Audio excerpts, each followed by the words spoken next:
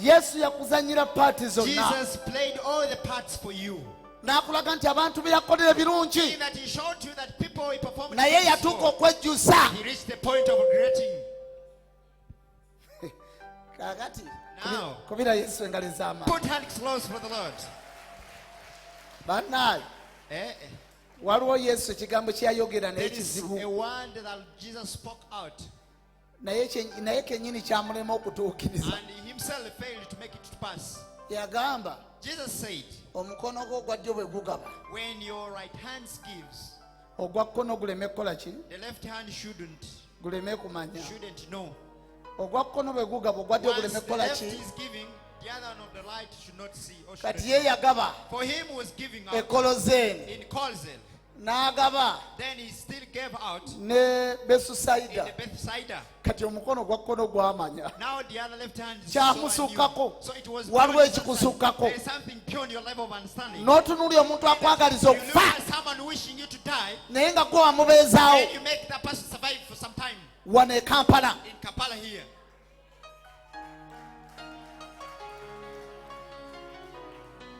Toyinza kisirikira. You can't keep quiet for that. Waliwo kyotasobola There is kusirikira. something you cannot keep silent. Toyinza. For sure you cannot. Yesu yazanya paati zonna. Jesus played all the parts. Kakati Now, kyekiseera naawe omanye. it is now time for you to know. Bw'oba oyamba omuntu Once you are helping someone, muyambe do so ng'okolera Katonda. when you are doing it for the Lord's sake.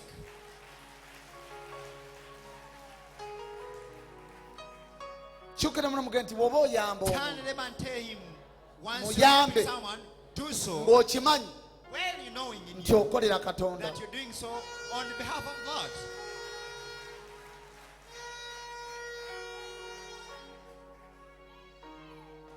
Damaira omugambe Still tell your neighbor, nti naye bw'oba okola once you're performing okusiimibwa and for appreciation, omwana w'omuntu, the son of a human, you just waste time. obumala biseera byo teri kusiimibwa.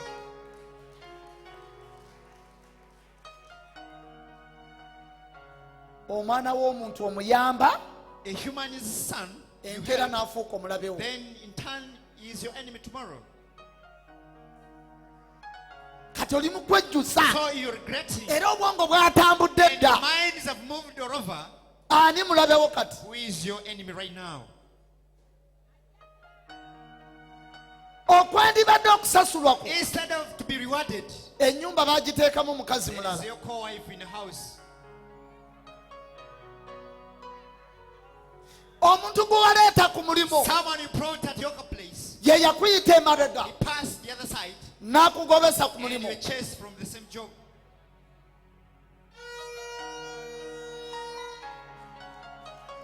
Yesu kyavudde akulaga Why Jesus came out to show you nti olinga ye that you're like him. yazanya paati zonna He did all the roles, n'agamba kale bye nakolera mu gwe letting what I did in you, singa nabikolera mu balala. wish I did in other people instead.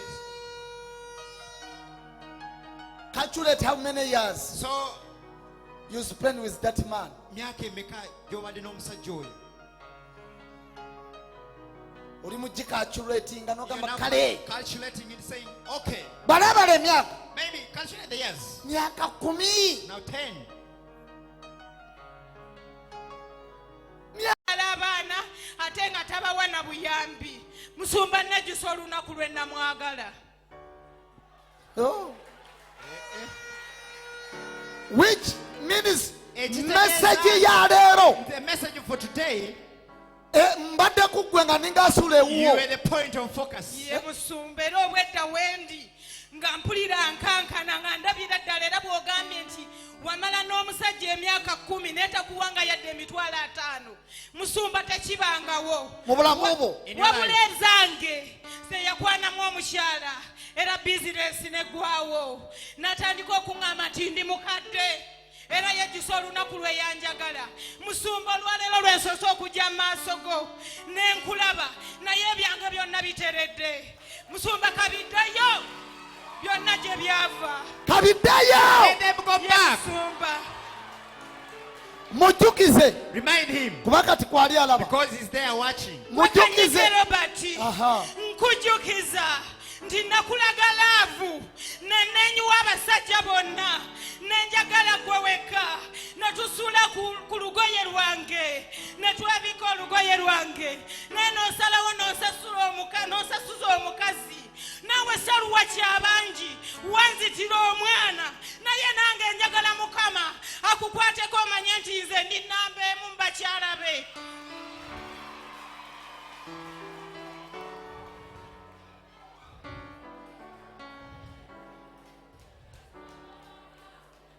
Amanya go gwani. What's your name? Amanya gange nze Proserutaya. Y'omusajja okyamwagala. Do you still love that man? Omusajja mwagala musumba naye yandekawo. Kimugambe. Tell him. Gwe Kanyike Robert, nkwagala kubanga nze nnamba emu mu bulamu bwo era gwe ntandikwa y'obulamu bwange. Komawo olabirira abaana bo. Nkwagala era nkukowoola yonna gy'oli gye waddukira bwe liba ddogole kalikutuke kubanga nzizeewo wa pasita yigaabizaayo ne kabiddeyo gye byava.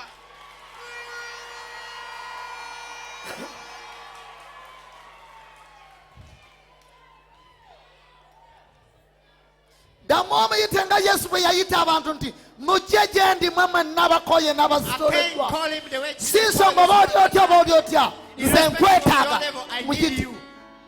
Gwe Kanyike Robert, si nsonga oba wampita omukadde, si nsonga oba sirina figa, naye wandaba nga nze nsinga abakyala bonna era n'ojja mu bulamu bwange nenkukolera nze nali nnina waaka. Komawo ewange nkukowoola gye. Mugambe nze nnina waaka. Nze nnina waaka nkukowoola ne bw'oweetooloola abakyala bonna nze mbeeramu ekyo ky'oyagala era ekyo ky'onoonya. Mujjukize ebigambo bye yakugamba olubereberye. Kanyike Robert, waŋŋamba nti tulibeera ffenna era n'oŋŋamba nti olinkuba embaga mawuuno naye bwe twakola ssente ne ziwera n'onneegaana n'ogenda ne shaluwa kyabangi naye nkukowoola ojja kudda mu bulamu bwange kubanga nze nnina ekitonde kyo. Komawo nkuyita era nkukowoola. Gwalina ekitonde kye. Ye, Gwalina ekitonde You are kye. the one with this creature. Okakasa. Are you ye sure? musumba. Naye ate figa nze ndaba But I okirina. see you have the figure already. Musumba bwe bafuna abalala ne babalunga figa bagitta era musumba saali bwe nti yampasa nina figa yange. Okakasa. Are you sure? Ayisweya. Ayisoya. Ye. Kakasa. Ogigeraageranya ne yaani gye wali oli. Bulungi nnyo. Wayaze. Naye ng'osobola omubuuza buli kimu akimanyi. N'alemerayo bw'ati. Omukono gwalemerayo. Naye mmanyi njagala musumba. Mbeera ku TV ne ndaba abantu ne bayita nga balina agabwa ganene ne baddayo nga bakyakala. Kati mmanyi njagala musumba. Nange neerabireko leero wa muto wange asobola okutereera. Manyi amaanyi ga wano nti gakola. Era musumba bw'onaakinkolera simanyi. Era ewaffe eyo bwe banaalaba nga n'omwana ateredde bulungi kubanga abeera buli kiseera abeera yeetakula nga yeetakula. Omukono tegwegolola. Abeera yeetakula buli kiseera. Era yono osobola omumubuuzaako. Kanzije mubuuze. Let me comes on. Roda.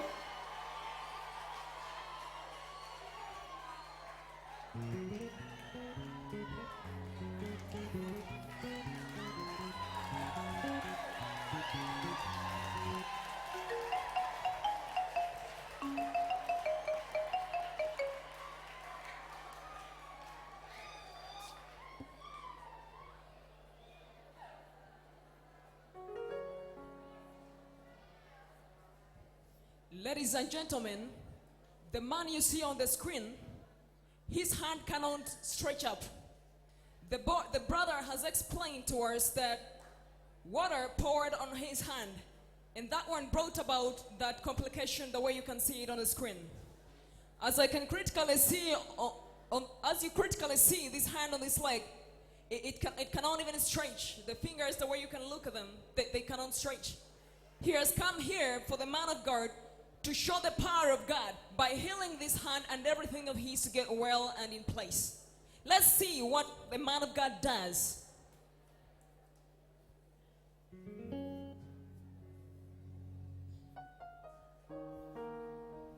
How long?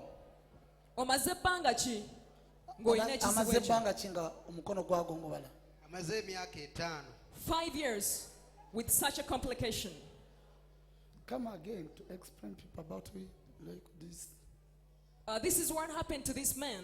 Water poured on him. It was hot water. So he got all that the way you can see it on the screen. The hands turned the way it is. It cannot end forward, just the way you see. The fingers turned into a very complicated way, just the way you can see on the screen. So he has come here to receive deliverance from God through the man of God.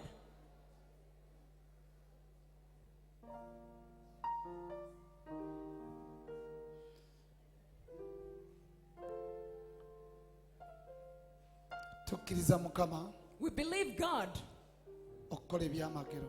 to do miracles.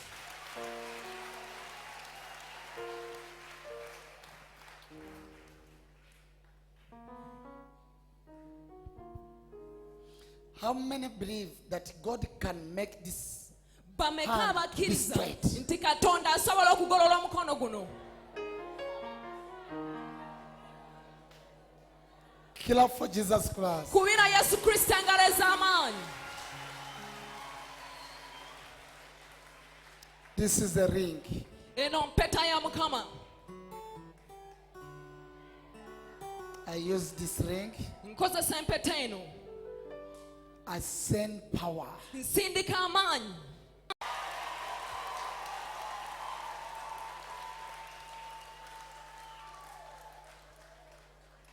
And you're going to see me in your dream. Era nange ogenda kunfuna mu birooto byo.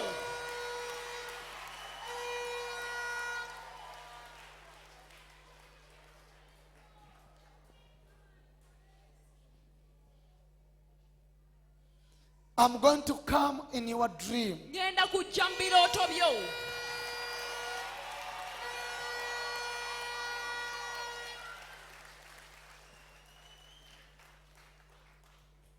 And I'm going to show you your enemy. Era ngenda kulaga omulabe wo.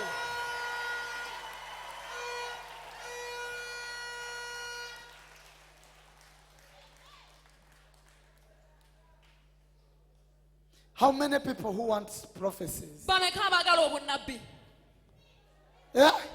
Baliwa? You want prophecies? Mwagala obunnabbi? You want prophecies? Mwagala obbalagula? Clap for Jesus Christ. Kubira Yesu engalo ez'amaanyi.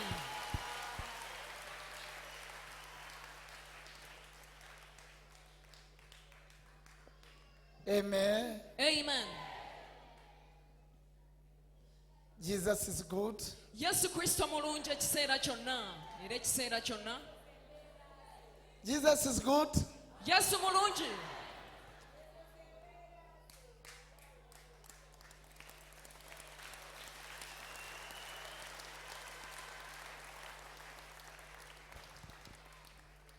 Don't worry. Teweeraliikirira. God is on your side. Katonda ali ku ludda lwo.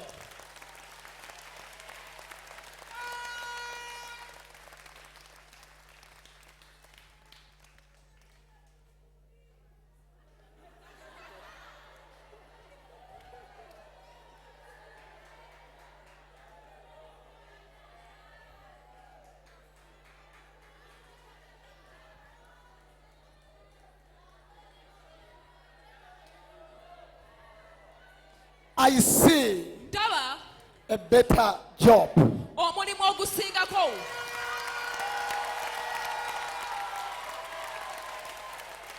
Say, I receive. Gamba nti ndaba. I receive. Amen.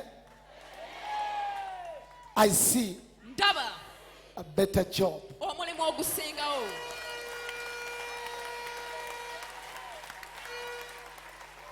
Say, I receive. Gamba nti nkifuna.